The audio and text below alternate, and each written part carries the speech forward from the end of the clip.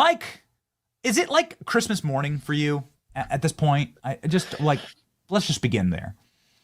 Yeah, it's uh it's a new day in America and it feels something like a Christmas morning. I think you did an amazing job teeing this up. There's really by describing it as a fake world, I've been using this phrase USAID Truman Show about the USAID debacle that's been unfolding over the past several months. And I've been trying to stress that USAID is the continuation of CIA work, and that after the CIA got in trouble in the 1960s and 70s and had to go through these reforms, they moved the operational layer of the CIA substantially into USAID. You have in these papers the direct, you see this phrase agency sponsored time and time again, and that these were all largely redacted. They'll reference some group, the Hungarian Freedom Fighters, or some research center in Houston, Texas, and then there'll be brackets. There were brackets up until for the past 50 years, and now we see the brackets visible, and it'll say, and they're agency sponsored. At the time, that meant Central Intelligence Agency. Now, by and large, that means the U.S. Agency for International Development, and it's simply done as a democracy promotion program rather than a covert action program that has to be authorized by the White House. And if I can just point out a few things up top that I find so fascinating about these documents, is really I'm less interested as I am in the JFK assassination. I had no expectations of finding some singular smoking gun within the agency's own files that said, well, we did it. But what you see is just an incredible trove of structuring and internal deliberation documents that live on today because the institutions that are named and the dynamics that they were dealing with are infused in like the current dramas that we're currently involved in. So, for example, there's this 15-page Arthur Schlesinger memo that's a lot of folks are talking about, and I too find it incredibly fascinating. And it's called CIA Reorganization.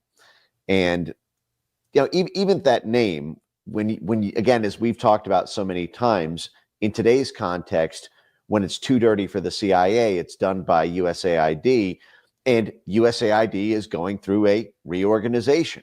There has been an incredible push and pull drama that's been playing out over this, as the White House has been trying to shut USAID down.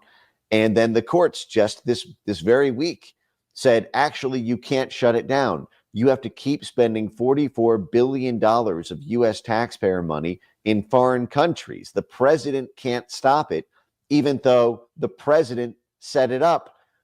Which president? It was JFK. JFK set it up in 1961, set up USAID. And actually, maybe there are two things that are related on this topic. There's this Arthur Schlesinger memo. This one, CIA Reorganization. And if you there's a passage in there that's called Confidential American Sources.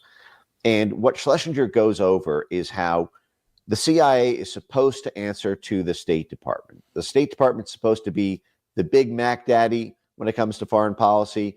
And all these different spindle groups like the CIA, like Voice of America, like what would come to be USAID, they're supposed to answer to state. State is supposed to have review and approval authority. The CIA is supposed to provide covert assistance.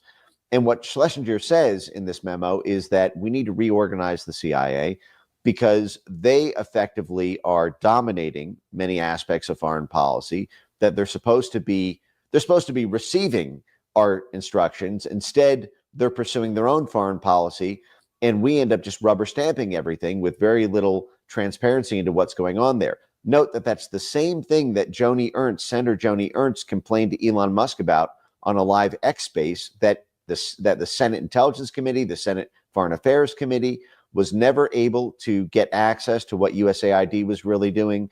We saw the Obama administration complain about that with the Zunzuneo fake Cuban Twitter affair that evidently happened without presidential or White House approval. We saw that happen with the State Department complaining that they had little effective oversight over USAID. And what you see in this document is they actually go through the specific structure through which the CIA is able to end run the State Department. And they talk about how the CIA abused State Department cover constantly. It's if you go down, I think it's section 3, if you can pull it up. It's the section right below this. It's section 3 called the Controlled American Sources. I think it should just be on the next page if you pull it up on screen. Yep. We're getting it. Yep. And what they go over is, a lot of people have accused me of being CIA because I had this tenure at State, and the most common cover for CIA is State. State is by far and away the most common. State Department attaché is sort of like a CIA meme. And yes, so starting there, this whole section, it says the controlled American sources represent a particular aspect of CIA's encroachment on policymaking functions. CIA and there's a deceptive subtlety to this phrase policymaking functions right there at the bottom. This is super important because the president is supposed to set foreign policy and if there's a rogue cell that's using American taxpayer dollars, American direct personnel or informants or agents or networks to carry out a foreign policy that's in opposition to what the president wants, that has a massive impact on world affairs. You can imagine, for example, if Trump wants peace in Ukraine, but there's a rogue cell out of the U.S. Embassy in Kiev that does not want peace in Ukraine, and they operationalize the network that is supposed to be instrumentalized by the U.S. president and its policy-making function, then world history plays out in a completely different manner. And so what it says is, right, the encroachment on policy-making functions. CIA today has nearly as many people under official cover overseas at State, 3,900 to 3,700. About 1,500 of them are under State Department cover. Now, I knew that there was this massive overrepresentation of cover under State Department cloak. I didn't have the specific numbers until 2 days ago. Roughly half of all CIA agents undercover overseas are under State Department cover, and then the other 2,200 are either under military or non-state cover. Non-state will mean through. At that point, it would be the NGOs, the universities. Commercial cover is a big one. But it says originally the use of State Department cover for CIA personnel was supposed to be strictly limited and temporary. This is fascinating to see, by the way, that this was 1961. They were already complaining.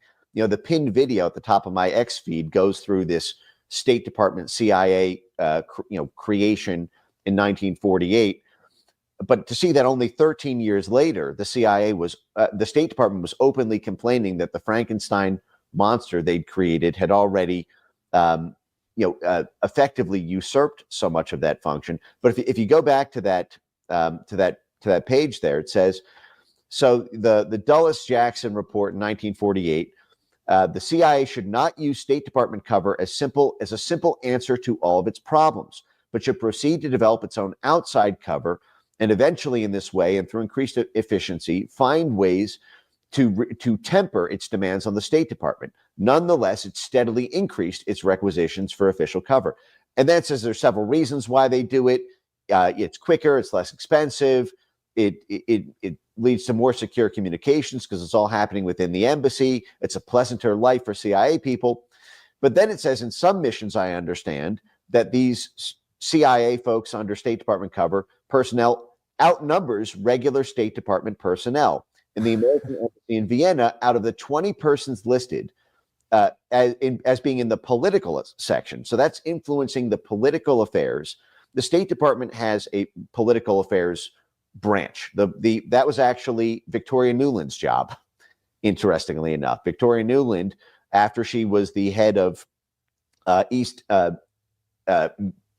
European and Eurasian affairs during the Maidan coup, she was promoted to the head of the whole political section at the State Department. Now we learned that basically the entire political section in virtually every embassy is 3/4 CIA. And I'll talk about how that, I know that that's continued at least up until the 2000s, but I'm just going to read a little bit of this. And by the way, Victoria Nuland, after her term at State, moved to be on the board of directors of the National Endowment for Democracy, which is the world's most prolific CIA cutout, which was conceived of in the office of the CIA in 1983. So you see this CIA role for Victoria Nuland just jumping off the page here.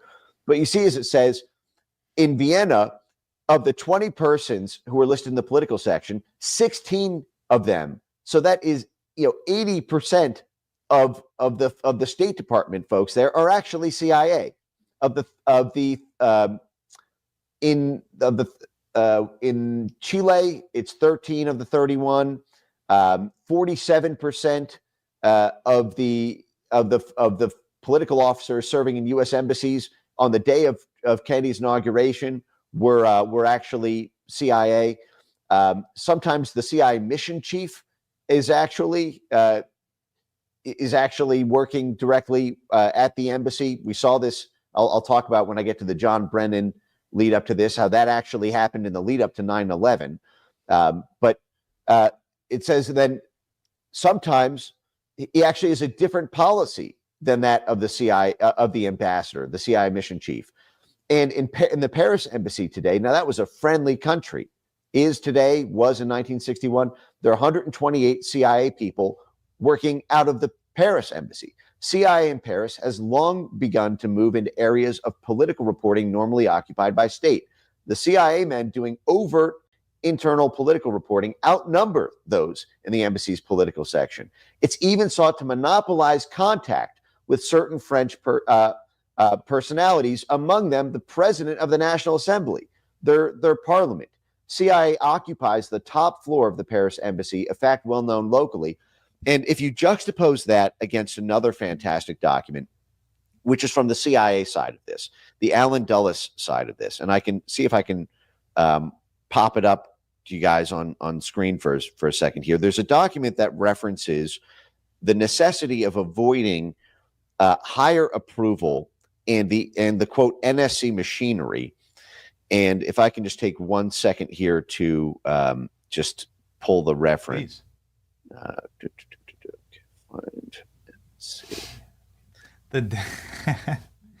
right. The deep dive, Mike, is always fun with you, man. Yes, you always pull things out that like virtually everybody else misses, and you've seen the inside of the machine, right? You've been at State, so you've seen, just even like the top layer of crust of this monster. Well, because that's what you do at State. At State, you can request a CIA analyst memo. I could request the CIA to write a memo. They're supposed to serve State. But what's so I just texted this to your producer, and I can text it to you directly too. You can find, Mario has a tweet with the specific screenshots, and I can pull the ID number if you need it on it. But I can just describe it in general form here. Yep, I got it. Which is in June 1961, there's a special group that's set up that is effectively a NSC interagency, a National Security Council interagency group meeting. They call it the special group. And I believe if you scroll down to look at the screenshots, I can walk you through it. But again, this is June 1961, just 5 months before before USAID was created, because USAID was created in the thick of all of these disputes between Kennedy, his CIA, his National Security Council. And what it goes through here is, you see it says review of political action projects.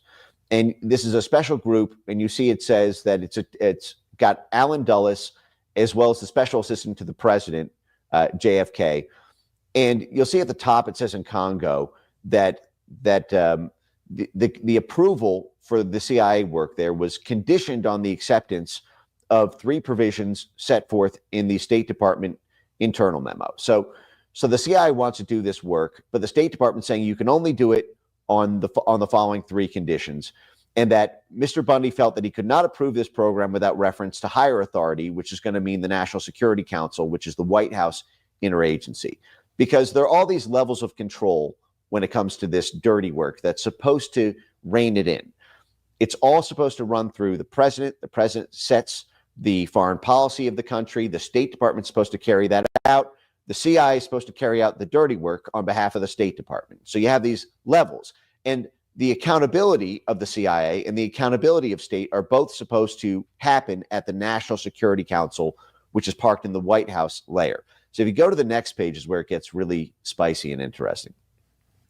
Okay, so it says that Mr. Dulles, that was the head of the CIA, noted that the pertinent National Security Council, NSC paper, authorized programs, but emphasized that they would only undertake this type of activity if it was fully supported by the Department of State and higher authority, meaning the National Security Council.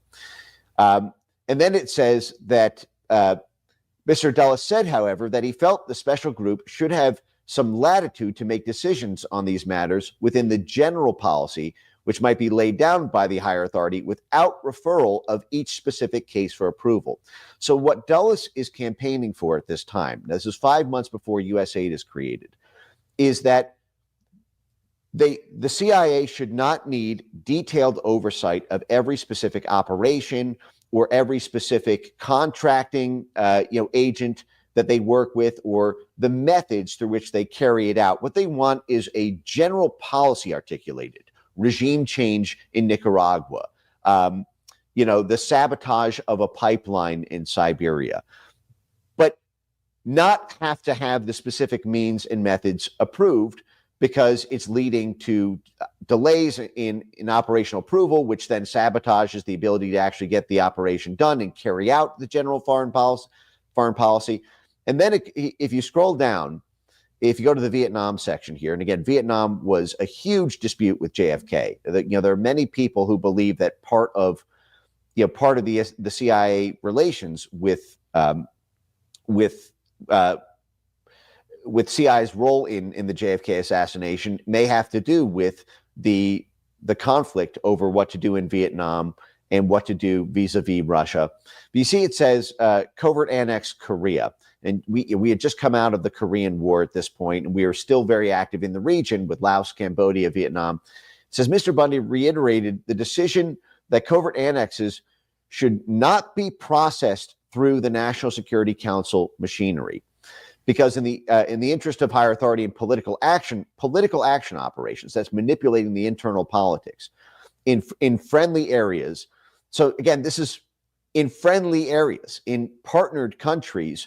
We should not run the political manipulation that we do through the, quote, NSC machinery. Now, I'm going to juxtapose this with a document that came out in 2014. The USAID had begun working more and more directly with the U.S. military and special forces. Special forces is the specific branch of the U.S. military that does political black ops in the name of national security. So there's this deep interlinkage between Pentagon special forces, CIA covert action, and USAID, who sets up and funds all the different assets and institutions under humanitarian cover, under media cover, under NGO cover in the region that special forces will work with and CIA will work with to carry out those political black ops, whether they help national interest, that's where you get CIA, or national security, that's where you get special forces. And there's a great document from 2014 that was set up to review the efficacy of USAID, DOD joint work. There was a special bureau that was set up during the Obama administration. Hillary Clinton helped facilitate that while she was Secretary of State to join USAID to the Pentagon directly. Hillary Clinton called this the 3Ds: defense, diplomacy, and development, joining together the Pentagon, the State Department, and USAID. And there's a direct quote from one of the generals who was commissioned to help review the efficacy. And what the general said is, at this point in time, this was 2014, that the U.S. military prefers to work directly with USAID rather than with the State Department, because USAID actually does stuff, and USAID is not handcuffed by what he called the knife fight at the interagency level, meaning that because USAID does not have to get NSC approval, it does not have to be run through the NSC machinery, the Pentagon can run its own foreign policy in the area without having to deal with the negotiation with the White House. And this is actually the origins of the term the blob. This is not my coinage. This was the Obama National Security Council's coinage. The Deputy National Security Advisor, Ben Rhodes, is who coined that term the blob, because he felt the Obama administration could not even really set foreign policy because they were being end run by the different levels, like the Defense Department and like the USAID funded NGO plex that could effectively carry out their own foreign policy in the region, and the NSC could not fully control them. And what you see here is a deliberate plot by the CIA in 1961 to cause that problem, to actually, and what's so amazing about it is just 5 months in that memo, they reference how Alan Dulles was then about to meet directly with the White House to try to set up a plan to carry this out. And lo and behold, 5 months later, USAID is created, and USAID is not on the National Security Council. It's completely off channel to the White House in that respect. It's supposed to answer to the State Department.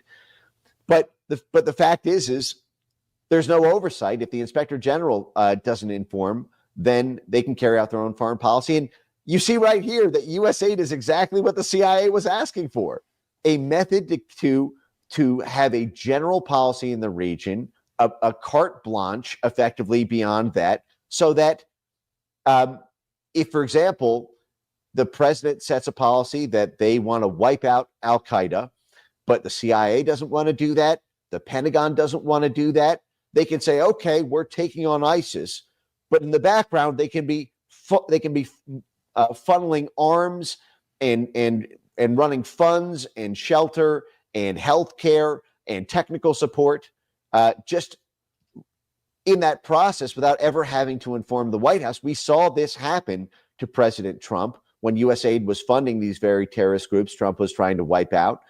We saw this happen with the military openly bragging shortly after Trump lost the election that they were, quote, constantly playing shell games with the numbers that were happening in terms of the number of troops in Syria, the number of troops in Iraq, while Trump was trying to scale down. Those numbers could have been, they were giving them the official W-2 employees and not reporting, how many people there were under military cover or how many assets there were not being reported because they were simply not conveyed to the White House. But what I'm trying to say here is that document's called CIA reorganization. What are we going through right now? USAID reorganization. And by the way, that's not an accident. The first thing USAID did after it got set up was provide funding to these CIA-backed mercenary groups in Laos and Cambodia. There's the famous case I've talked about Vang Pao in Cambodia, which was in 1961, November 1961, USAID gets created.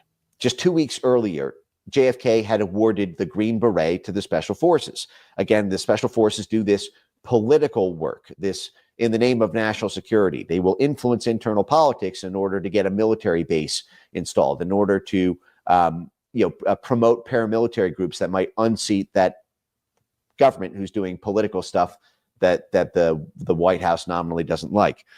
But just 1 month after USAID was created, JFK launched something called Operation Pincushion in Cambodia, which was a special forces mission to recruit. And you can look this up. It's called Operation Pincushion. That was in December 1961, just 1 month after USAID was created. Operation Pincushion was a special forces operation to recruit violent terrorist groups and paramilitaries as hillside guerrillas in Cambodia. They could not get enough funding for Operation Pincushion directly through congressional appropriations, and so they set up a drug trade in Cambodia. They had the CIA then took control of the Special Forces recruits. It was a CIA-backed mercenary group. This has all come out, by the way, in the Senate Intelligence Committee. The John Kerry hearings, by the way. Kerry was involved in this in the 1970s. And U.S. aid quickly took up the task within a few years of providing the financing to the CIA-backed CIA mercenary army. The U.S. aid even paid for Vang Pao's CIA army to purchase 2 CIA proprietary aircraft, one from Air America, one from Continental Air Services. These have both been declassified. They're in historical museums. They're on CIA.gov as being stipulated CIA proprietary airlines. They were known to be trafficking the heroin from the Golden Triangle in Cambodia to Vietnam to retail the heroin for profit so that they could pay for their arms, they could pay for the mercenaries. And so U.S. aid was buying CIA airlines within just a few years of its creation. And then this became a big scandal in the 1970s in the lead up to the Church Committee hearings. Professor Alfred McCoy actually, testified to this in 1972 to the Senate Foreign Relations Committee. But JFK might not have known that we were trafficking drugs out of that's what U.S. aid and CIA were doing, because all this could occur without having to go through the NSC machinery. What Trump is trying to do fundamentally right now is run foreign policy out of the White House, as was supposed to be the case in 1948, in 1961. These very institutions under the gun for potentially assassinating JFK were Trump is trying to do now what JFK tried to but failed to do in 1961. And the final thing I'll say as a volley here is I had a weird personal experience with this when I was a White House speechwriter, because I was a speechwriter for Trump in what feels like an eternity ago now. But I had a weird assignment once where I was asked to look up the quotes that JFK had to say about his own military generals, and to potentially fold that into a speech, because at the time in 2020, Trump was concerned that his own military was betraying him behind his back and was curious about JFK experiencing the same problems and what JFK had to say about the Pentagon not running things through the National Security Council channels. The Pentagon is supposed to answer to the National Security Council, just like state, just like CIA. And so in so many ways, there is this mirror reflection of Trump in the JFK assassination story. And what we're seeing now is sort of a second shot at the apple. I mean, a literal second shot at the apple, because there are so many parallels here that it's bone chilling. Also, I just want to establish, Mike, when they're running heroin, when USAID is using CIA planes to run heroin to Vietnam, they're selling them to American soldiers. Yeah? Is it like they're Absolutely. they're running heroin to get our own American service members addicted to heroin? Much like the poppy sales in Afghanistan are being used for opioids here in the States to destroy lives. Is this correct? Right. Oh, absolutely. I mean, Okay. this whole CIA drug running operation started with the U.S. War Department back in the 1930s, before it was even called the Defense Department, and it renamed from the Department of War to the Department of Defense, just to make it look like, we're forward defending ourselves. We're not declaring war on Iraq or Afghanistan. We're not going to war in Vietnam. We're forward defending our interests. But that was originally done through the OSS and through the War Department when they were using military airlines in the 1930s in China, when we were supporting Chiang Kai-shek and the Chinese nationalists against the Chinese communists. We were doing that same strategy. They didn't invent that in Cambodia and Vietnam. This is part of the deep interlinkages here, actually, between the same cast of characters who were running the CIA at the time. This is James Jesus Angleton, who was the head of CIA counterintelligence and whose name is all over these documents. He's sort of a lead suspect in the CIA role in the JFK assassination. James Jesus Angleton, he grew up in Italy. Italy was the first place that the CIA launched its political covert action arm in. The State Department got the idea to use the CIA for political dirty work in 1948. In April 1948, its first political job that it was assigned was rigging the 1948 Italy election to swing it towards the pro-West, pro-America candidate over the pro-Russia communist candidate. NSC 10-2 was created just 2 months later. That's the National Security Council memo. Again, back to this NSC versus CIA, power struggle. Again, NSC is the White House. So you can just think of it, when you hear NSC now, just think Trump. It's, so NSC versus CIA today is Trump versus CIA. And so the CIA got its plausible deniability cloak in a memo in 1948 called NSC 10-2. That's the plausible deniability doctrine. That all was created because the National Security Council was so enthused about the power of the CIA and its successful operation in Italy in 1948. James G. Zangleton comes out of that. He grew up in Italy. He was the son of a sort of diplomat commercial family. His father was deeply involved with the Chamber of Commerce in Italy. So this is back to this sort of commercial interlinkage with CIA and state. We see, by the way, and we should get to this at some point, the role of commercial cover and multinational corporations in CIA work is very interesting in these documents. But James East Angleton comes out of that whole milieu from Jump Street. And what I find really, I guess, interesting about this is you have this power struggle between about how to organize authorities.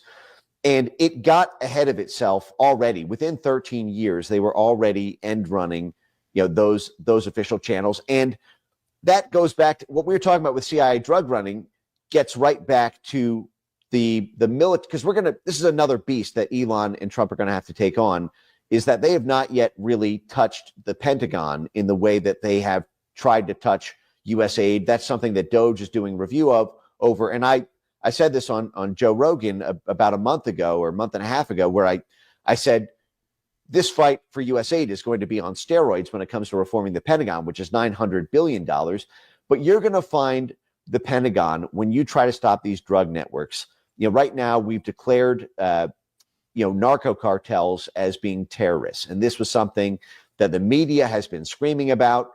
We saw that the New York Times came out and said it was a disaster to designate Mexican cartels as terrorists because it could have massive negative economic consequences on U.S. companies who can't avoid doing business with the cartels effectively, both in foreign countries and at the supply chain layer. We saw the U.S. Institute for Peace, which just this week had to have its doors kicked down and its president forcibly removed by federal police because he refused to resign. Because now this institution, I should note, and this relates to the drug networks, because this is preview. Let me just, open up the crystal ball and just tell you what's going to happen over the next 6 to 12 months here as we continue to do this reorganization. Is you are going to find elements in the Pentagon who do not want to stop the drug cartels. You're going to find elements in the CIA who are not going to want to stop the drug cartels. Elements at state, and many, many elements within the NGO layer who are going to continue to get State Department funding or lobby for it. We're going to continue to get legacy USAID funding, who are going to be trying to stop the shutdown of the drug networks. And so I want to sort of paint the picture of how far back this goes. Do you want me to pause or stop or interrupt me at any time? I'm just... No, I fell into a fit of laughter when the director of the Institute of Peace was fighting like a rabid animal, kicking and biting in order to stop Doge from entering his building. I think that's very peaceful, and I love it. And it's one of my favorite stories of the week, and we haven't been able to cover it enough. But yes, nonetheless, Mike, please, the table is yours to explain how the U.S. government traffics most of the world's drugs. Yes. Okay. So the U.S. Institute for Peace was set up in 1984, conveniently, as by congressional mandate the same way that after after JFK established USAID, there was a congressional approval of it. Same thing with the National Endowment for Democracy, which was created by President Ronald Reagan, but then was ratified in a bill in Congress. So U.S. Institute of Peace is the same way. Now, I walked by the U.S. Institute of Peace every day on the way to work because it's right next to the State Department. It's effectively a State Department auxiliary. It's literally the building next door. You can't miss it. It gets $56 million a year from taxpayers through a State Department allocation. It is fully funded by the U.S. government. It was created by the U.S. government. It is an arm of the State Department.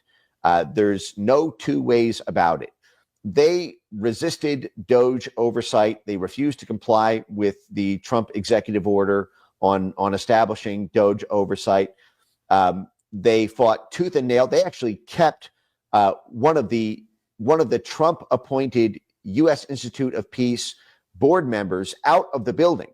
They refused to allow one of the board members into the building. I mean, this is someone who was appointed to serve on the board and is not even allowed in the building. Now, if you pull up, I believe this should still be on their website. If you go into Google and you just type U.S. Institute of Peace, Afghanistan, negative economic consequences. I don't think they use the word heroin. I think they use the word poppy. But they wrote a piece, and I can send you a link if they've taken this article down in the past 2 weeks, because I know that folks there are very unhappy with me publicizing this. Let me go. Yeah. Oh, hold on a second. Oh, wait. Did they take it down? Yeah. Let me. Don't you worry. I've got just the. Okay. There you can see the titles that are still there. Well, it's even better. Let me use Institute. What the Taliban poppy ban means for Afghan poverty. Okay, so here you go. So here you go. I have this. Perfect. I'm sure they deleted this when this got millions of views this week, but here you go. I just texted it to you, and I'll text it to your producer as well. I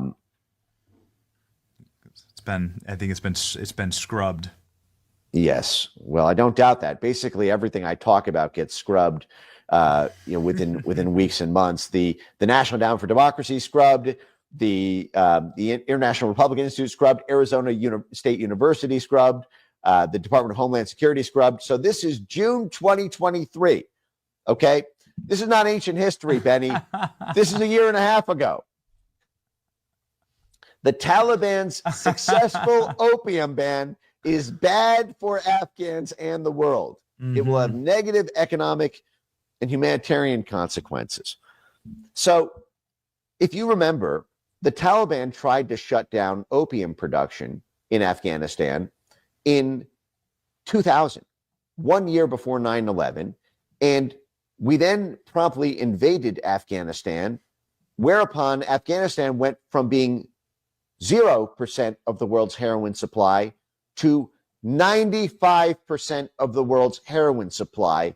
And the entire thing happened under literal U.S. military occupation.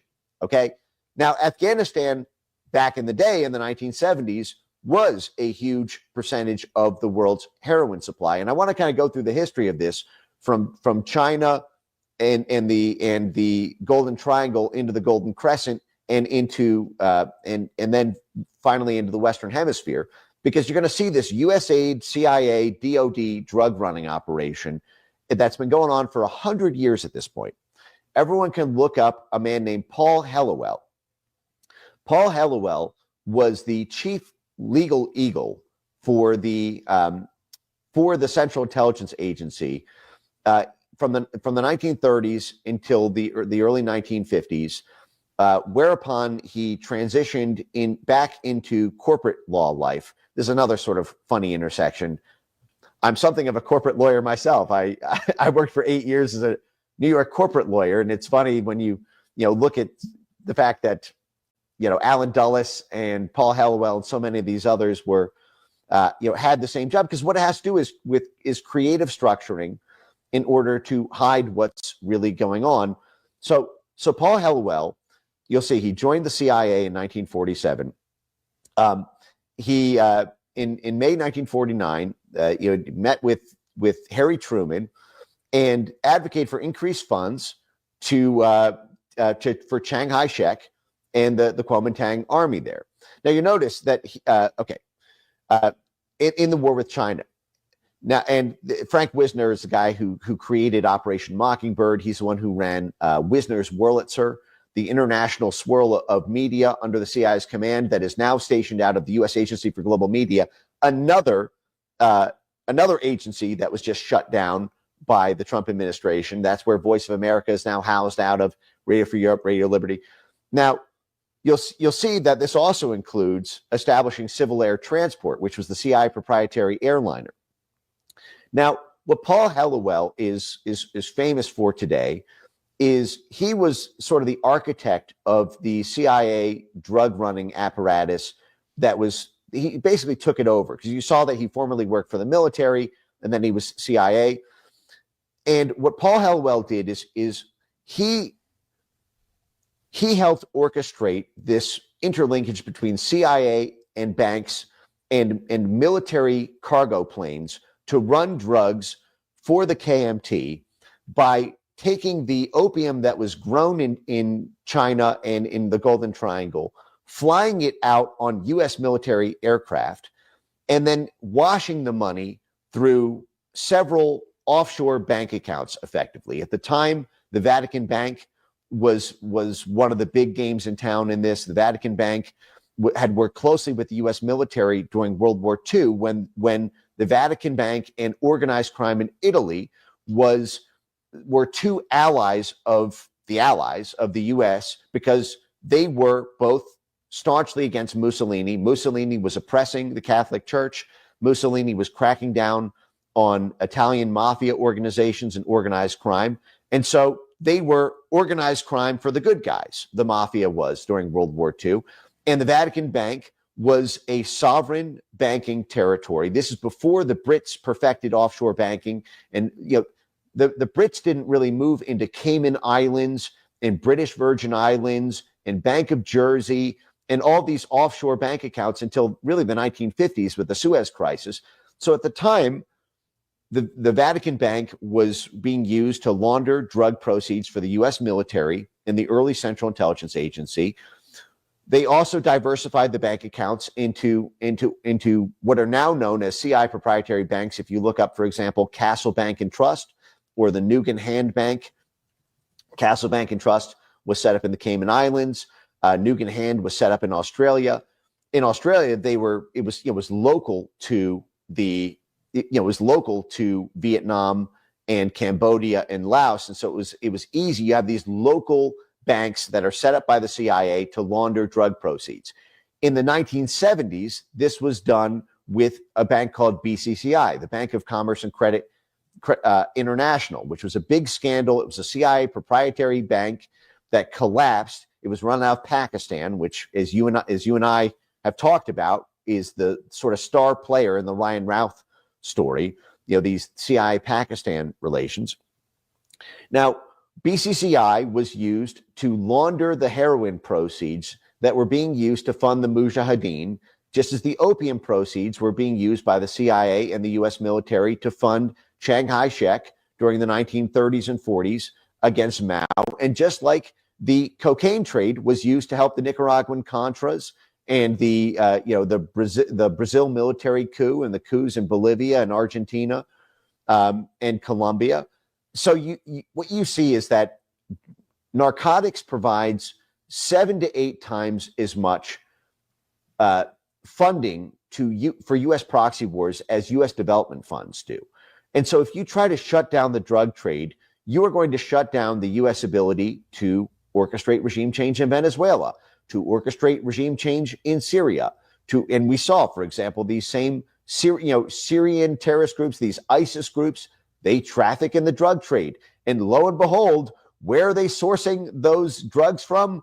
Military, U.S. military occupied poppy crops. USAID was actually busted irrigating the heroin crops, the poppy crops, in order to allow the CIA and its proxy groups to traffic it out of there. And what you see is U.S. Institute for Peace was saying it was going to be a economic and humanitarian disaster if we shut down the drug trade. What happened when Bukele tried to shut down the drug gangs in El Salvador? Who was his enemy there? It was USAID, and it was State Department USAID partners like the George Soros Open Society Foundation, who said, you can't arrest the drug cartels. That's a humanitarian crisis to try to mass incarcerate these drug dealers. Hey, Benny, what are the Soros DAs doing in major metropolitan cities like Chicago and in Arizona and in Los Angeles, where they are literally retailing the drugs that come in from Colombia and Mexico? They're letting the drug dealers go. They are decriminalizing drug sales. They are keeping the entire layer of the drug trade flowing. And what you see is it goes all the way up to the State Department, the DOD, CIA, and USAID. And so this is just a massive fight that Trump has ahead of him if he wants to try to shut down fentanyl and illegal narcotics, because he's up against his own government. Whew, Mike, there's so many follow-up questions. I just like sitting back and listening to the lecture, quite frankly. I don't even know where to begin, so I think I'll change the subject, to be quite honest with you. Okay. Because I think you've established just a perfect through line from the creation of the blob. I need it to my window, please, Klein. From the creation of the blob and its inception, which is what we actually see in these documents, which is very fascinating, and then with the through line to the battles that we're having today. And I want to do that with this document. Something that you mentioned before, bioweapons being used, and in particular, to be masked that would appear to be of natural origin. You can see it, right? I love this one. Hot damn, man. Where had I seen that before? It's incredible. We'll create a bioweapon for regime change, and we'll loose it, and we'll claim that it was from natural origin, and we'll send Dr. Fauci to the CIA to strong arm and to badger the CIA scientists to say that it came from a Wuhan bat soup. And it's incredible. $15 million from USAID, by the way. The Wuhan Institute of Virology got $15 million to develop SARS, the fern cleavage site. DARPA developed, coronavirus, jumping animals to humans. They got $15 million from USAID to do that work. So again, USAID, CIA, but it's refreshing. It's like having a sip of hot tea on a cold winter's night. It's so nice to just see something so familiar here. Let's make sure that it's a biological weapon, but that we can mask it as natural origin. It's like the same playbook, bro. It's like 60 years. The same playbook. It's unbelievable. You've talked about this before. This is obviously Operation Mongoose. This is in Cuba. But break it down. So seeing a lot of action these days. Weather control, biological weapons, and control back in the 60s.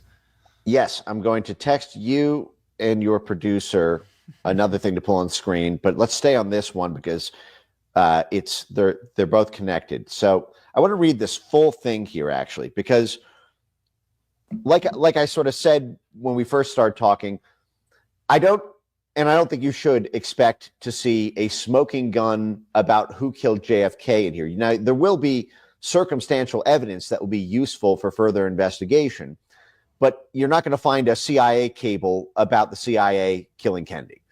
But you do see smoking guns on. So actually, if we start with that other one, I'm going to connect it to this in a second. Well, actually, we'll start with this maybe, and then we'll go back to that document. So you do see smoking guns for so many other things that are pertinent to world events that are in these documents. And what you just pulled up is an absolutely devastating smoking gun, which corroborates the entire thesis and actual logistical descriptions that are given out in. So if I can just read that quickly, the tweet description, because it just sort of tees it up. And I tweeted this a year and a half ago, And I said, okay, so look, I hate to be the bearer of bad news, but it looks like COVID may have actually been made in the same military lab where the Pentagon created Lyme disease. And what I mean by that is there's a book by Chris Newby called Bitten, and there's a lot of other excellent researchers who have studied the military origins of tick-borne viruses like Lyme disease, which have a very, very strange imprint on the human nervous system. It's a very unnatural outlier in the realm of human diseases, and it was the U.S. military during the exact period that what you just pulled up on screen was working, had formal military programs to create what we now know as Lyme disease, tick-borne viruses to be deployed on Cuba in order to kill their agriculture crops. So here's the through line here. If you pull up that first screenshot there, you'll see this is from Daily Mail. It says revealed. Tony Fauci run lab in Montana experimented with coronavirus strain shipped in from Wuhan a year before COVID pandemic began. Now, what they were doing, now you'll see in the bottom left, that's called the Rocky Mountain Laboratories. Now, this is the star player in Chris Newby's book Bitten about the origins of Lyme disease. The world's foremost expert on tick-borne viruses was recruited to a military lab in Montana called Rocky Mountain Laboratories, where they were given DARPA grants and U.S. military funding to jump tick-borne viruses to humans and to super juice, to basically give Lyme disease and related tick-borne viruses to ticks. They would collect ticks in the Rocky Mountains of Montana, and they would bring them to the lab, and the military would infuse them with what they called sublethal agents, so that it would not cause mass death. This was actually conceived by the military as being a humanitarian way of doing war, because it would not result in hundreds of thousands or millions of casualties. It would just mean all of the agricultural crop workers in Cuba would get sick. They'd get sick for months. They would be lethargic. They'd be unable to do physical labor, which, by the way, is the same symptoms you have from Lyme disease. And so they would not be able to sustain themselves while they were under a trade embargo from the U.S. The U.S. had a naval blockade on Cuba, so they could not import. They had to rely on their own sugar. They had to rely on their own fruit. And so if you don't have tens of thousands of agricultural crop workers, because nominally commercial airplanes dropping military cargo carrying tick-borne viruses infects the whole agricultural crop workers, now everyone starves. And there has been decades of research on the role of starvation in regime change. It is extremely useful to get people up on the streets to protest their government when the government can't feed the people. There is a pressing time clock because people's family, their children are starving, their wives are starving, so they need, if they believe that the U.S. government, that they'll be able to feed themselves under a new government, or that there will be aid packages delivered with a new government, they will take to the streets and overthrow that government. This is what the military planned to do in Cuba, and they plan to use Lyme disease, created in the first place by the military, to do it. So if you go to the next slides here, you'll see, maybe the next one, right? You'll see here. So this is Bergdorfer, grew up in Basel, Switzerland. Studied at Swiss Tropical Public Health. At the end of his training in 1951, he took up the position at the U.S. government's Rocky Mountain Labs in Montana, and the job was to try to create. This was done under the cover of trying to create vaccines against these tick-borne viruses. Vaccine diplomacy goes back a long way. In fact, vaccine diplomacy and vaccines as an instrument of statecraft, as a foreign policy tool, was lauded by Henry Kissinger, whose name is all over these documents, as well as by Peter Hotez. Peter Hotez, the star spokesman of all things COVID orthodoxy, wrote a whole series of articles beginning in 2004 about how vaccines can play even if they don't work, even if you leave aside the health benefits, it allows the U.S. State Department to penetrate areas that would typically be forbidden under statecraft and typical intelligence grounds if you run it through the public health facilities and vaccine clinics. As you and I have talked about, the CIA was busted running fake vaccine clinics in Pakistan and running CIA operations in Latin America out of HIV clinics. And so if you go back now to the slide that you had just pulled up, the now declassified, unbracketed. It's like when Trump said, "I'm unshackled," right? Remember when the pussy tape dropped in the 2016 campaign election, he said, "I'm now unshackled." I can say we're now unbracketed. We're unbracketed, Benny. So if you scroll up to the top, I just want to read this whole thing and just tie it together if we have time. So the special group then turns its discussion to agricultural sabotage. Again, the same thing that Chris Newby meticulously documents that was the purpose of creating these tick-borne viruses that would later become what we now live with today as Lyme disease. And you'll notice it's being run at the military level. General Carter. Now, again, the military was funding the creation of these tick-borne viruses out of the very lab that the DARPA grants to create the SARS-CoV-2 fern cleavage sites would be used. The same lab, Benny. It's not like just the same playbook. It's the same players from 60 years ago.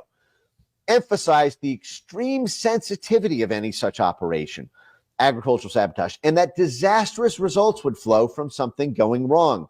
Disastrous results would flow from something going wrong.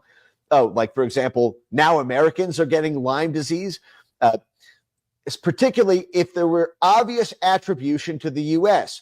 Now, what have I been talking about since Jump Street about who was in control of censorship, about U.S.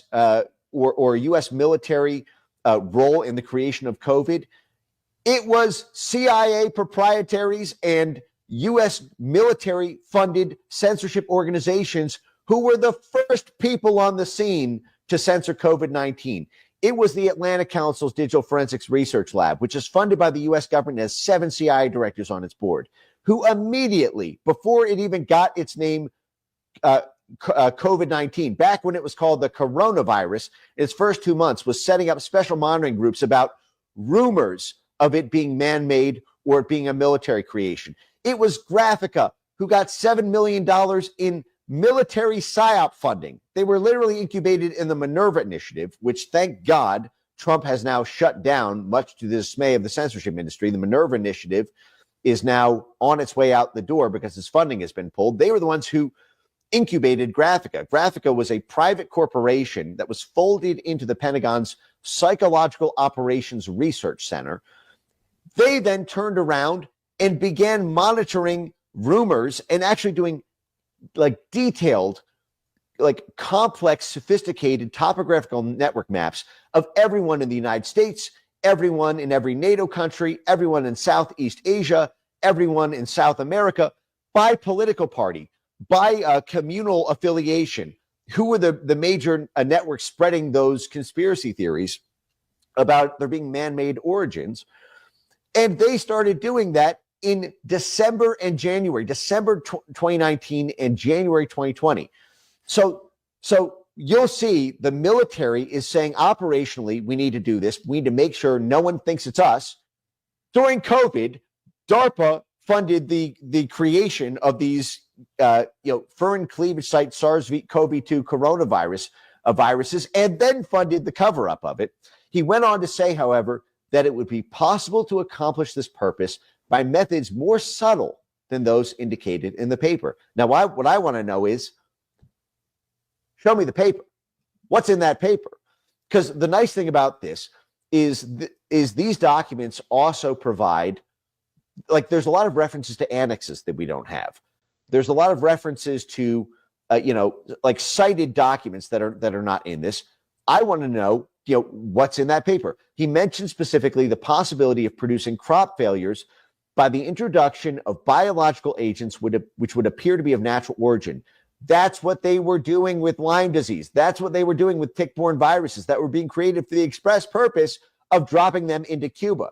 Now, what we don't have is evidence that it was actually dropped into Cuba. We don't know whether or not they actually went through with this. What we do know is that that work was then carried out in Lyme, in Lyme, Connecticut, where in that whole New York Lyme, just like, for example, in that Montana lab, would then carry out its work at the UNC Chapel Hill lab.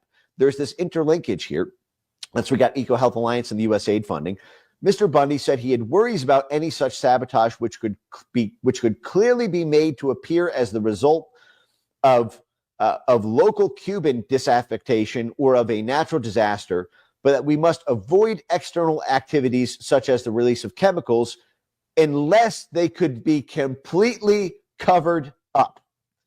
So, and again, part of the reason they started running this outside of the National Security Council, part of the reason this became run completely in-house at USAID was because Dulles, the CIA director, and folks within the National Security Council did not want things to be run through the traditional NSC machinery, because all it takes is one whistleblower.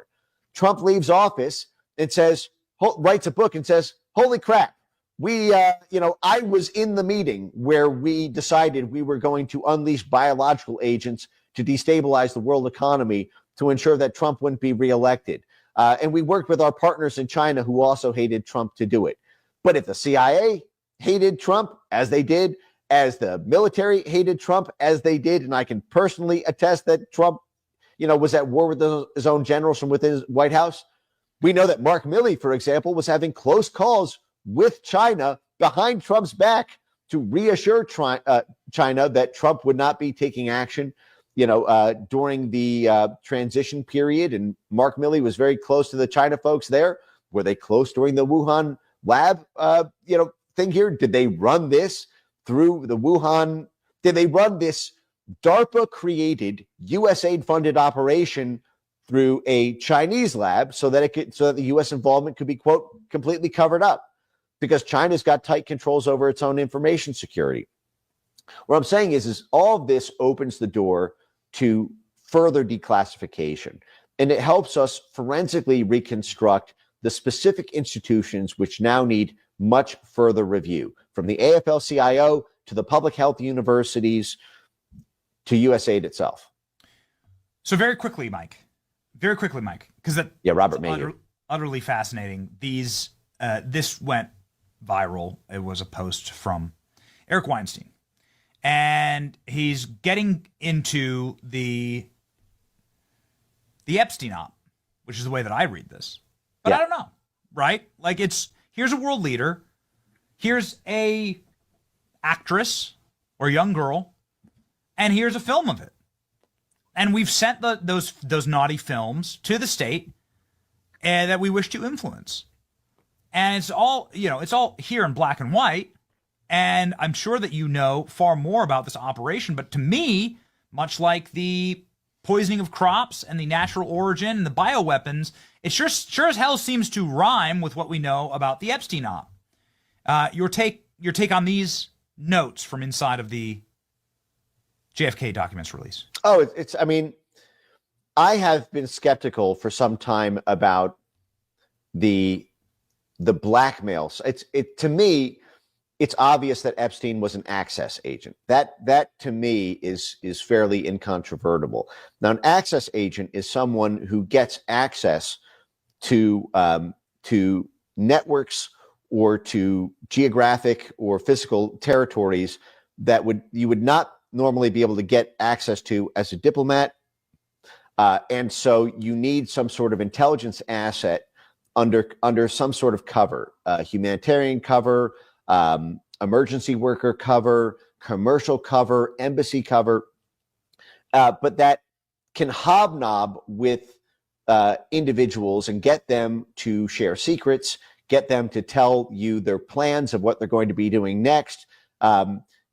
Be in the room where it happens. For example, if people are using, freshly issued burner phones, the NSC can't tap that immediately unless they are able to, have a network that they can immediately tie it into.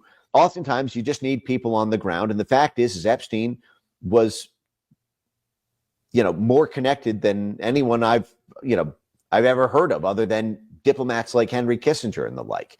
This is a guy who was in with not just heads of state like, Bill Clinton or Ehud Barak in Israel or Netanyahu in Israel, or the British royal family in the UK, but it was in, having frequent meetings with Bill Gates and Reid Hoffman, who was deeply involved in the universities. He was one of the key funders of the MIT Media Lab. MIT, by the way, is all over these CIA documents, which is a whole other thing, the CIA and the universities in this.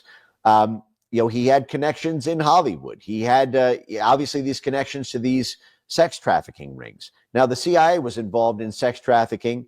Again, so was the War Department, actually was in the 1930s and 40s for intel collection during World War II. You have these soldiers in these brothels. You see the military and CIA role in prostitution is a very interesting one. But the CIA was famously running something at this very time while this is going on called Operation Midnight Climax. You can look that up. There's been a lot of movies and books written about this, which was the CIA's work with whorehouses, not just abroad, but in the United States itself. The CIA was effectively running brothels in New York and in Los Angeles and in San Francisco. We know that there have been strange cases of high-level political figures being involved in, with the DC Madam and these other sort of prostitution scandals that happened. If you want to get rid of a prosecutor, for example, this is what, prostitution was used to take down folks like Elliot Spitzer in New York. You can gather a lot of intelligence by capitalizing on people's vices. And what you see here with the Robert Maheu story is, what seems to be an almost direct replica of Jeffrey Epstein, Yes. except we know with Robert Maheu belonged to intelligence, and we know that Jeffrey Epstein belonged to intelligence, Yes. because the friggin' prosecutor himself, Alex Acosta, when he was appointed to be the Secretary of Labor, when he was nominated to be the appointee, one of the big scandals was, well, why didn't you crack down on Epstein? Because he had just gotten rearrested. And Alex Acosta came out and publicly, put the chips on the table and said, wasn't my fault. I, at the Justice Department, was told to back off of Epstein because he belonged to intelligence. And I have also seen a lot of other things with CIA Epstein that show a direct communication channel there. But let me pause that to say that you also have these strange situations. If you go to Google right now and you type in Jeffrey Epstein, New York State Department, State Department lease, and you'll see something, because again, anytime you have these CIA operations, there's supposed to be State Department approval. And so you have now Alex Acosta. Here you go. Look at that just pull up that BuzzFeed one. Okay. Now, let me mention just a little bit of the history of Jeffrey Epstein and statecraft, because the question is was Jeffrey Epstein Robert Maheu 50 years later, 40 years later, 30 years later, actually, because the Jeffrey Epstein story goes back to 1985 and potentially earlier. Jeffrey Epstein was involved in actually, before I read this, let me set the stage here. So maybe you can scroll if you'd like, but I'll come back to it. Jeffrey Epstein was involved in several CIA adjacent operations long before the sex trafficking allegations came to pass. And again, we know that the prosecutor prosecuting Epstein said that he was intelligence, which is going to mean CIA. Now, it likely also means foreign intelligence organizations. It's very difficult for me to imagine, for example, that it was not, if I believe that Epstein was an access agent. I also believe that it's highly likely that it was a shared access agent between the US, the UK, and Israel. You simply, the fact that Ghislaine Maxwell's father, Robert Maxwell, was a Mossad agent, the fact that you have these deep interlinkages with the Israeli government. The fact that the CIA itself has these deep interlinkages. We see these in the documents. James Jesus Angleton was the guy who ran point for U.S. Israel intelligence sharing in back channels. Anytime you have U.S. intelligence, you have British intelligence. There's a special relationship between the U.S. and U.K. There's a special relationship between the UK and Israel. If you remember, Israel only got its independence, only got created as a country because of the Balfour Declaration. The letter from Lord Rothschild to Lord Balfour during World War II about basically securing the British mandate of Palestine for Israel. So there's been this joint fluidity between the US, UK, and Israel. The fact that Epstein runs through the intelligence networks of all three leads me to believe that part of the sensitivity around Epstein disclosures is that it's not just an in-house thing vis-a-vis US intelligence. We saw this, for example, in a sense that's controversial and a major scandal that Americans can't even get disclosure about their own paid for by American taxpayers intelligence work. But this is not just unique to Israel. You see in these documents, the Australian embassy was putting pressure on the CIA not to declassify various things. You saw many other countries whose names were redacted until just 2 days ago, in Belize, in Guatemala, in Mexico, in Hungary. So this is not just a Israel or UK thing. This is a fairly common thing. You can imagine, for example, if the UK wanted to declassify, if Joe Biden was in power and Nigel Farage had won the campaign to become the prime minister of the UK, you could imagine the Joe Biden State Department and CIA putting pressure not to declassify British intelligence documents that implicated U.S. access agents, because there's joint intelligence sharing through Five Eyes and other channels. What I'm saying, though, here is the Jeffrey Epstein story runs through statecraft, not just through the sex trafficking ring, but for coming up on 40 years now. In 1985, Jeffrey Epstein was involved in these intelligence networks during the Iran-Contra affair. It was Jeffrey Epstein and his sponsor, Les Wexner, in Columbus, Ohio, who played a large role in this, in the Iran-Contra scandal, when Congress forbade the Republican, you had a Democrat Congress who passed something called the Bolin Amendment, which prevented U.S. taxpayer funds from being used for regime change in Nicaragua. But the Reagan White House wanted to overthrow the Sandinista government in Nicaragua anyway. The problem was they were not allowed to use taxpayer dollars to do it. So they had to get creative. They had to create what the National Security Council point on this, Poindexter, would call a standalone, self-sustained, off-the-shelf private enterprise to run this. So it was being coordinated by the government, but the funding would be done through something they called the enterprise, which would be private. It would be standalone, meaning it would not be stood up within the government. It would be self-sustained, meaning it would fund itself. And it would be off the shelf, meaning the U.S. government could pick it up or put it down when it needed it for black ops and dirty work operations, when it needed and when it didn't need it. They would call it off the shelf or a la carte. It would exist as a network node to be utilized when and as needed, but it wouldn't be a permanent government function. It wouldn't be like a Bureau of Political Affairs subsection at state or at DOD or CIA. And they created this for Iran-Contra. This all came out in public hearings. It was a massive scandal during the Reagan administration. It ran through George H.W. Bush, who was the CIA director and whose name is all over these JFK documents, I should note, which is another interesting thread. But maybe we'll get to that maybe in another venue.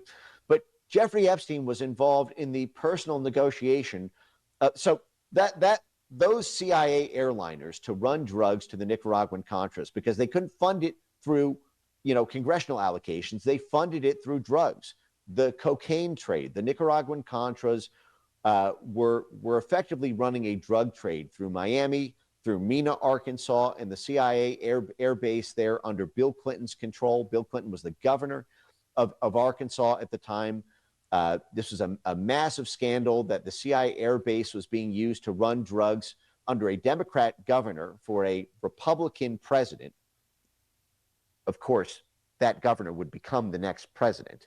Funny that, right?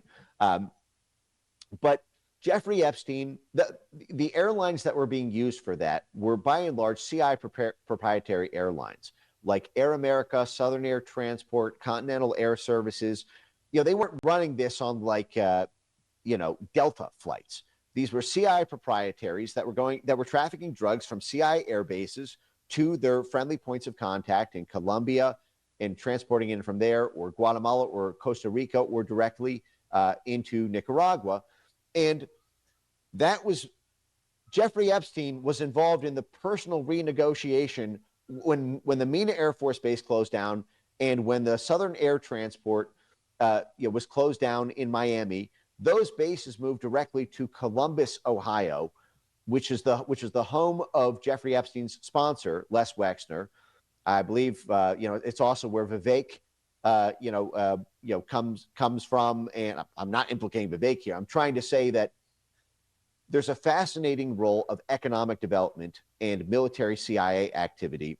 And Columbus, Ohio was also the star of the show, if you remember, with the Haiti kerfuffle, when Haitians were being moved en masse into Republican Mike DeWine's state of Ohio to Springfield, just like 15, 20 minutes away from Columbus, Ohio. Now, Columbus, Ohio was Republicans were apoplectic. You remember this scandal? This was about 6 months ago. Oh, of course.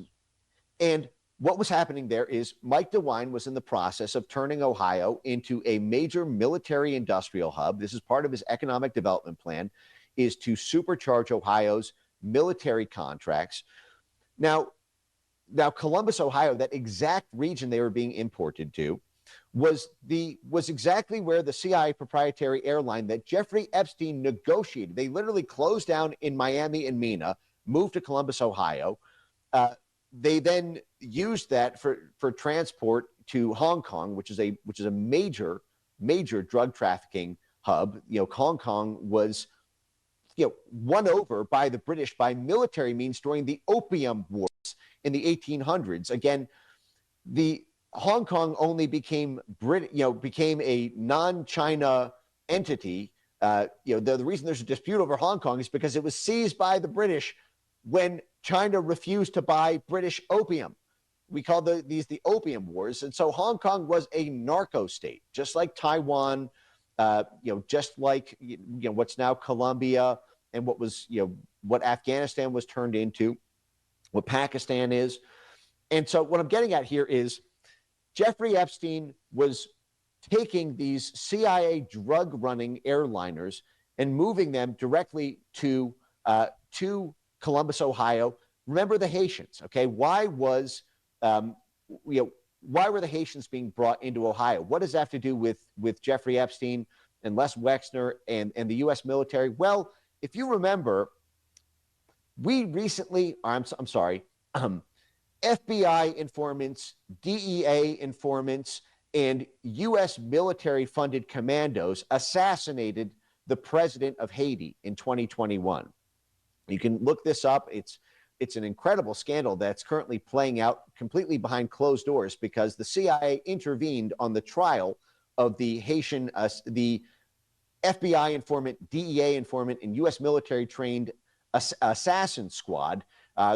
They've been on trial in Miami for the past several years, but the CIA intervened on the Justice Department and said that sensitive information about these individuals cannot be turned over to defense counsel. You cannot have open hearings. You can't sit in or read the transcripts of these trials because it's a matter of national security about whether or not these people who assassinated the president of Haiti, it could undermine U.S. national security if we knew the details of who killed the president of Haiti. What does that tell you? But Haiti is also their main export is apparel. Okay, most of the workforce in Haiti either works in one of two fields. They either do apparel, where they the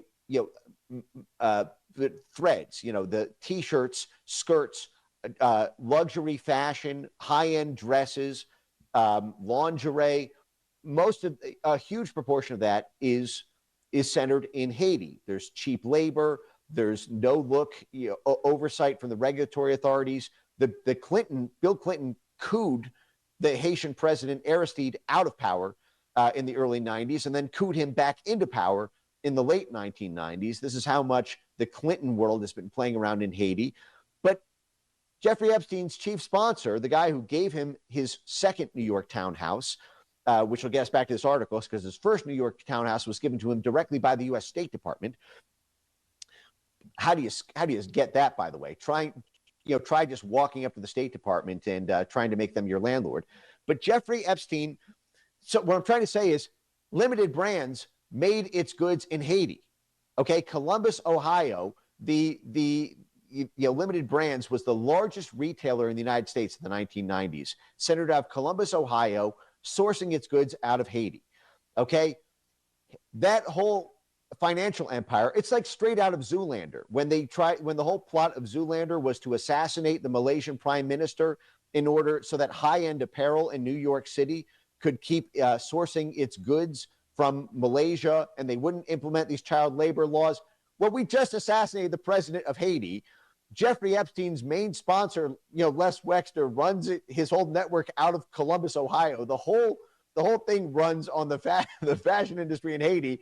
We were just importing tens of thousands of Haitians directly into the area while we are trying to stabilize the government.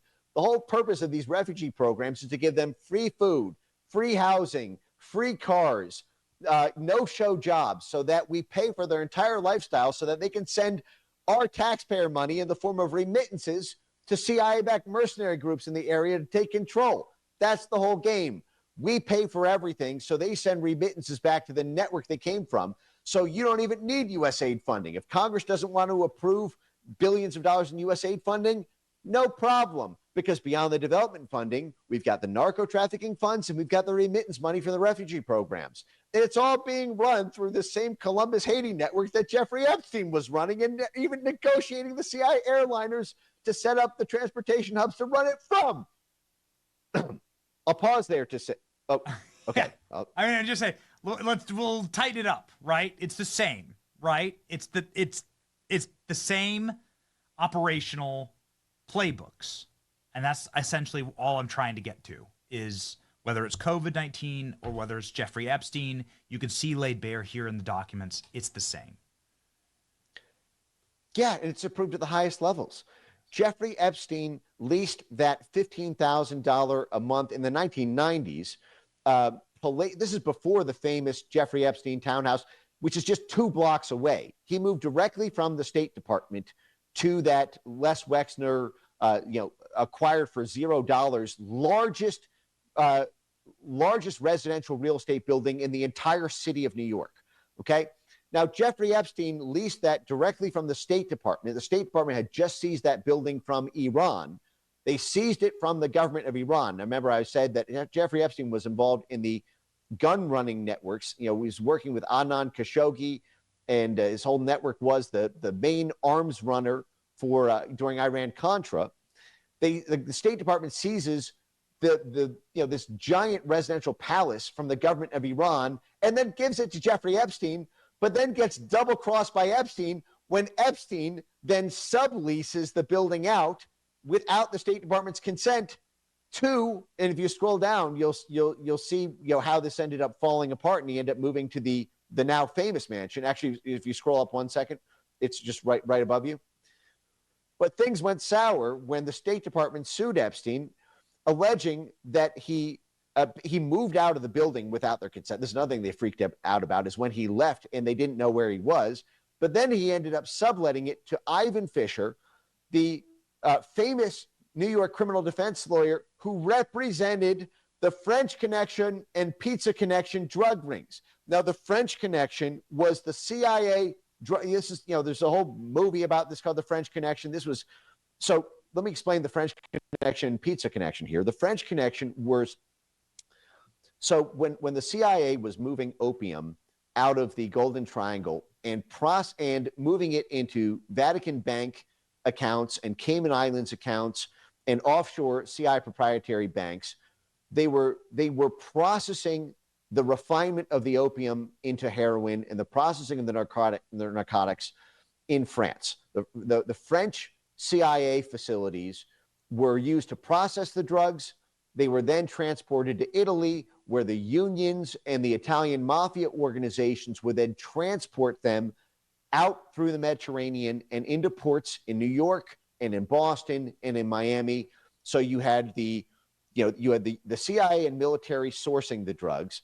You had the French CIA military that was refining it, and you had the Italians who were moving it logistically through their unions, through the dock workers, through the ship workers, and through the transport that was controlled by the unions, which was controlled by the mob, which was answering to and protected by. This is why these organized crime networks were never arrested until the 1990s, when we basically moved primarily from the Italian mobs to the Colombian and the Mexican and the Central Asian ones, with the Turkish White Wolves and the whole Taliban ISIS networks. But basically, they were protected for 50 years by the Justice Department because they belonged to intelligence. But what I'm saying is Jeffrey Epstein not only scored this, cushy mansion directly from the State Department in a region Epstein himself helped facilitate the arms traffic to, but then he subleased it out to the guy representing the defendants in the exact drug running operations that the CIA was running. Now, the pizza connection, by the way, is not the John Podesta, Hillary Clinton Pizzagate networks. This was a separate scandal that popped off in the 1980s when the Italian mafia was laundering drug proceeds through cash-only pizza parlors up and down the East Coast. And this went protected for decades, and everyone wondered, why aren't the prosecutors doing anything? And the answer was because they were moving the wholesale products from the intelligence services that were being used to fund proxy wars when we couldn't get enough U.S. aid funding, and washing it through pizza parlors. What's the answer to that? Give more U.S. aid funding. And so this is one of the funny things about all these U.S. aid funded groups saying, don't get rid of U.S. aid. It's going to cause these negative economic and humanitarian consequences, because the more you strip U.S. aid, the more CIA drug trafficking you need. Mike, it's like interviewing Grok. This is what it is like. It's like interviewing the most sophisticated AI that understands the deepest, darkest secrets of our federal government. And ladies and gentlemen, if you want to understand those secrets, and I have more follow-up questions. Every time I think I have a follow-up question, we bulldoze that like 7 stories ago and like keep going. You got to follow Mike. Here's Mike's account. Like, it's in document dumps like these, we can barely crack the crust, and Mike goes like straight to the very heart. This has been like listening to a college lecture, Mike. It's amazing. And we encourage, Mike does a lot of this actually on his channel. 1 million. I'll be doing a 4-hour lecture tonight actually on it. 1 million subs. Mike, I might regret this, but here we go. In 60 seconds or less, who killed Kennedy? I have thoughts. I think the beautiful thing about these documents is that they give us leads to try to secure that answer. Like I said, these are paper documents, and that paper's been sitting around for 60 years. With the Whitey Bulger case in 2014,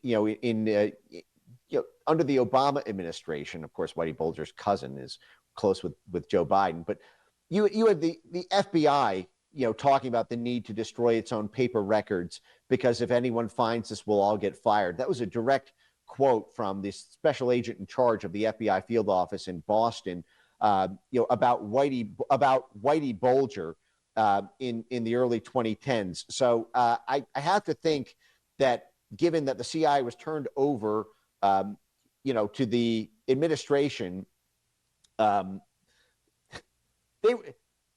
not going to put that on paper. But what you can do is you can build a case, as was done by the New Orleans prosecutor in the 1970s. The best you can do is reconstruct the full picture before you make a preliminary assessment. Obviously, there's a lot of people, these documents give a list of suspects, but it's almost like a game of Clue where everybody involved has the means and the motives. Whether you think that's the CIA, whether you think it's a foreign intelligence service, like, people are saying, the Israeli government may be implicated, whether you think it's the unions, whether you think it's the anti-Castro Cubans, whether you think it's his own military brass, who are upset about his détente with Russia and his policy on Cuba. Everybody's got the means and the motive. But the best thing that we can do is, on the way to trying to find that ultimate answer, reconstruct as much of the history of the national security state, declassify all the annexes we just talked about, and the paper references. Those are relevant. Those should be a second tranche. They may have information relevant to who killed Kennedy. And obviously, we should be demanding the same level of transparency about the Epstein releases, because these are the same networks as we just talked about. The CIA role in both of them, the State Department role in both of them, the intelligence web and outside institutions in both of them. So I don't want any brackets in the Epstein releases. This has been a healthy exercise, and it's set the gold standard for subsequent releases. And I am proud to be an American this week. Right. Beautiful way to end it. Godspeed, Mike. Everybody follow Mike. More lectures tonight. You're the man, dude. You too. So, yeah.